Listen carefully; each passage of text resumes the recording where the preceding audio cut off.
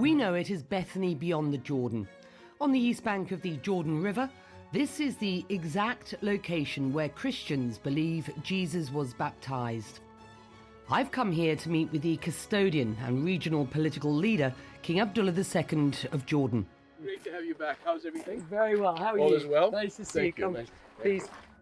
As we close out 2022, we're here to discuss the challenges facing this region, not least his concerns about the region's shrinking Christian population and why he believes plans to develop and protect this holy site are critical for the community's future in the Middle East.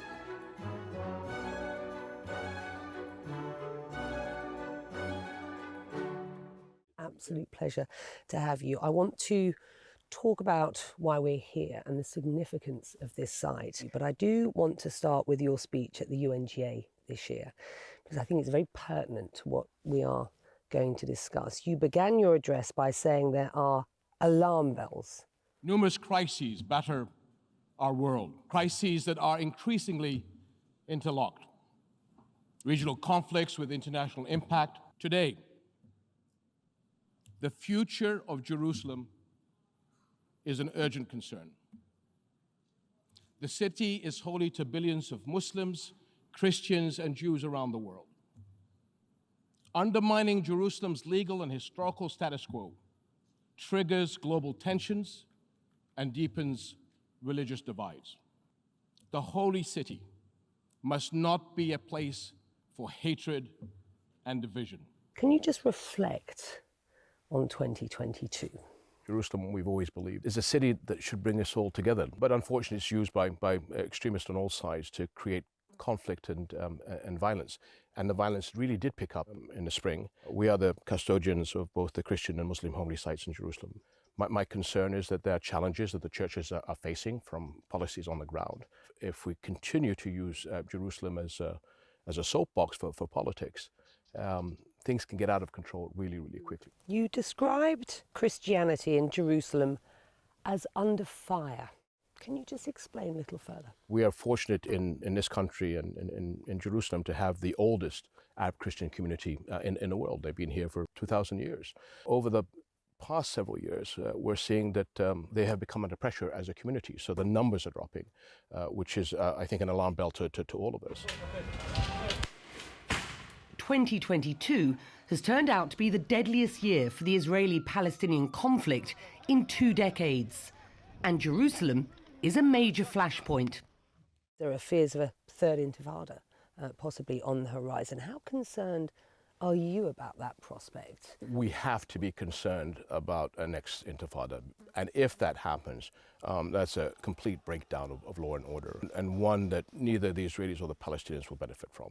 And I think there is a lot of concern from all of us in the region, including those in Israel, that are on our side on this issue to make sure that doesn't happen. So that's a flash or a tinderbox that if it flashes is something that I don't think we'll be able to walk away from in the near future.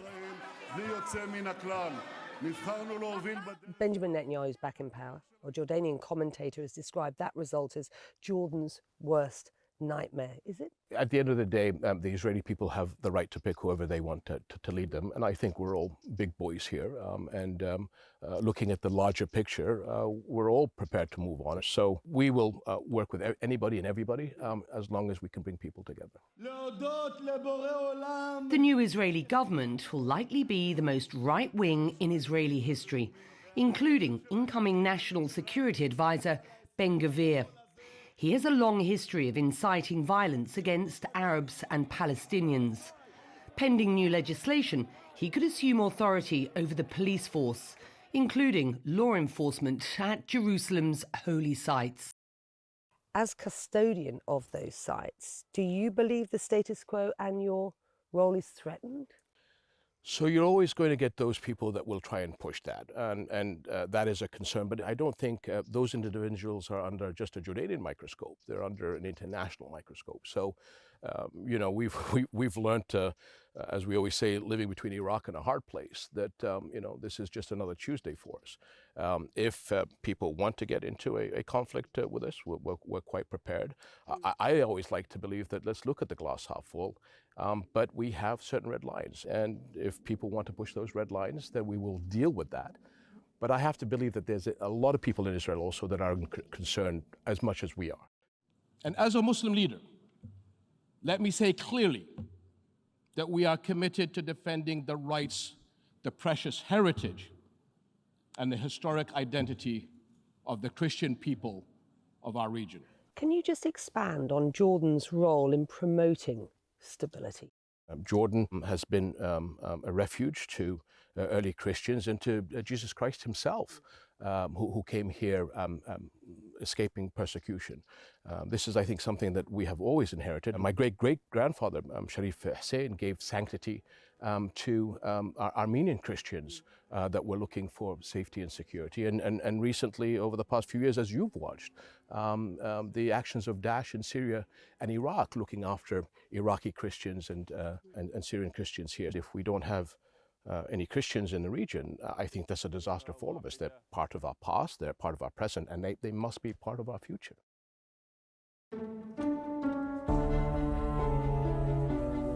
The spot where Jesus Christ was baptized and Christianity started. They come from all over the world. Every year, up to 200,000 pilgrims and tourists flock to this site where Jesus is believed to have been baptized. Now, a master plan has been launched to build a pilgrim village with a museum, amphitheatre and accommodation, which, according to the Baptism Site Commission, will allow it to cater for up to 1.5 million visitors a year. Rustam Makjian is the Director General of the Baptism Site Commission. And its basic aim is to build like facilities such as accommodation, museums, whatever is needed by pilgrims basically. And the main intention is to receive millions of pilgrims and provide better services to enjoy their visit to the site. You have plans to develop and protect this site, or the site adjacent to where we are as we speak, in line with your role towards holy sites under the Hashemite custodianship. Talk to me about these plans. So this is a UNESCO heritage site and needs to be protected. We want to make sure that this is preserved for centuries to come. What will happen adjacent to it is what is the support to this wonderful historical magical place. So, you know, a museum to talk about the history of Christianity and to look at creating botanical gardens that grow the ancient flowers and herbs of the region and plants, training centers that allow different churches to come in and teach. Something that we can all be proud of 100 years from now. And I think one of the things that people misunderstand about this place is how inclusive it is. Almost 15% of the visitors that come here are Muslim because we revere Jesus Christ as the Messiah, and the Holy Mary is the holiest and most important of all women in our history. And so this is an opportunity to break down those barriers and to show how proud we are of not only our historical Christian heritage here in Jordan, but the relationship between Christianity and Islam. How important is this site to Jordan? From a historical religious point of view, you know, this is Christianity's third holiest site, so of extreme importance to Jordan, and because of the history it tells of not only one of the first refugees being Jesus, may peace and blessings be upon him, but you know, the waves of refugees that at least in my time we have seen. I think it started here, and it's a story that tells the story of Jordan throughout the age. For decades, Jordan has been a safe haven for Christians and Muslims alike, representing a model of coexistence amid, for the better part of history, a turbulent region. Nowhere is that more evident than downtown Amman during Christmas celebrations.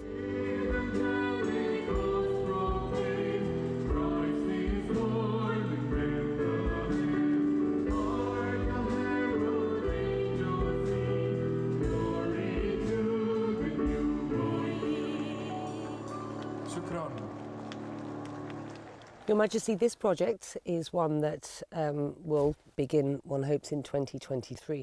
What are your hopes? Let's close this on a positive note. What are your hopes and aspirations for 2023? At the end of the day, people just want to move on with their lives and feel an opportunity. So it's how do we write the narrative? So as challenging as 2022 was, and as difficult as the dangers of 2023 are, there's an opportunity for us to move beyond. And I've gotten away from the feeling that politics are not going to solve our problems. It's economic dependency. So these are issues that we have to deal with, Israelis, Palestinians, Jordanians. And I believe regional integration, that is going to be, I think, the secret of us being able to break down barriers.